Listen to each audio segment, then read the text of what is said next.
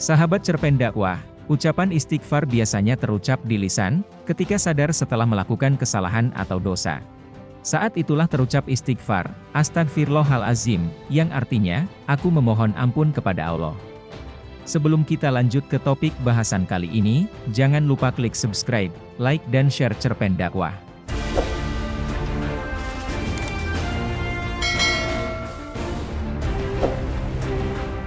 Nabi Shallallahu Alaihi Wasallam justru menganjurkan untuk mengawali pagi hari dengan istighfar, memohon ampun. Padahal di pagi hari kita belum melakukan keburukan atau kemaksiatan. Bahkan di pagi hari biasanya kita masih dipenuhi dengan aktivitas yang positif. Lalu mengapa harus beristighfar di pagi hari? Rasulullah Shallallahu Alaihi Wasallam bersabda, siapa yang kontinu beristighfar maka Allah jadikan baginya jalan keluar dari setiap kesulitannya, kegembiraan dari setiap kesedihannya, dan memberinya rizki dari jalan yang tidak ia sangka. Hadis riwayat Abu Daud dan Ibnu Majah. Nah sahabat, hidup itu banyak masalah, dengan istighfar itu Allah menjanjikan jalan keluar. Hidup tak lepas dari kesedihan, dengan istighfar Allah janjikan kegembiraan.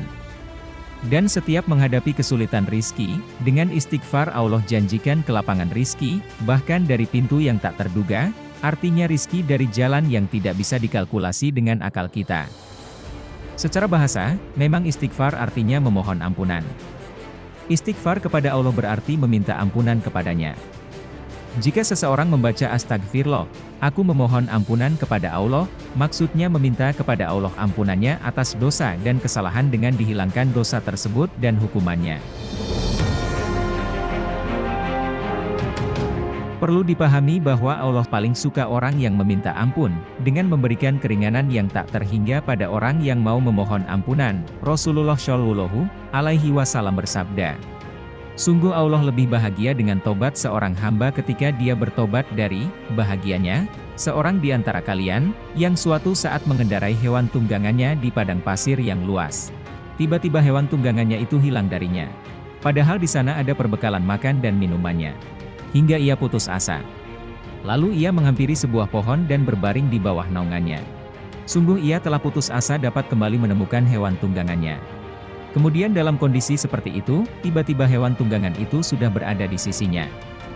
Maka ia segera meraih tali kekangnya seraya berkata karena sangat bahagianya, wahai Allah, engkau adalah hambaku dan aku adalah Tuhanmu. Keliru berkata-kata karena sangat bahagia. Hadis riwayat Bukhari dan Muslim. Bahkan Allah dikabarkan oleh Nabi Shallallahu Alaihi Wasallam akan melenyapkan kita, jika kita tidak berdosa, kemudian kita bertobat setelahnya. Dalam hal ini Nabi Shallallahu Alaihi Wasallam bersabda, demi yang jiwaku berada dalam genggamannya, jika kalian tidak melakukan dosa, maka Allah akan melenyapkan kalian. Kemudian Allah mendatangkan orang-orang baru yang mereka melakukan dosa, lalu mereka memohon ampun kepada Allah, dan Allah pun mengampuni mereka. Hadis riwayat Muslim. Artinya, bukan berarti Nabi Shallallahu Alaihi Wasallam memerintahkan kita untuk berbuat dosa, tapi intinya adalah pada permohonan ampun. Kita diminta agar selalu meminta ampun, dan Allah menyukai permintaan ampun hambanya. Sampai-sampai jika manusia tidak meminta ampunan Allah, maka Allah akan lenyapkan manusia dari muka bumi, lalu menggantinya dengan makhluk yang senang meminta ampun. Jika Allah sudah senang, dan mengampuni dosa-dosa kita, maka Allah akan mengabulkan semua permintaan kita. Bahkan melampau perkiraan dan keinginan kita, itu sebabnya, Nabi Shallallahu Alaihi Wasallam sekalipun sebagai seorang Nabi utusan Allah yang dikasihi Allah, bahkan dijamin masuk surga, tetap saja meminta ampun kepada Allah. Bahkan tak hanya minta ampun biasa. Dalam sehari bahkan sampai 100 kali beristighfar, memohon ampun. Rasulullah Shallallahu Alaihi Wasallam bersabda, demi Allah, sungguh aku selalu beristighfar dan bertaubat kepada Allah dalam sehari lebih dari 70 kali. Hadis riwayat Bukhari. Nah sahabat, demikianlah topik kali ini. Jangan lupa klik subscribe dan share YouTube Cerpen Dakwah. Semoga bermanfaat dan bisa menjadi ladang amal pahala buat kalian semua. Wassalamualaikum warahmatullahi wabarakatuh. Terima kasih.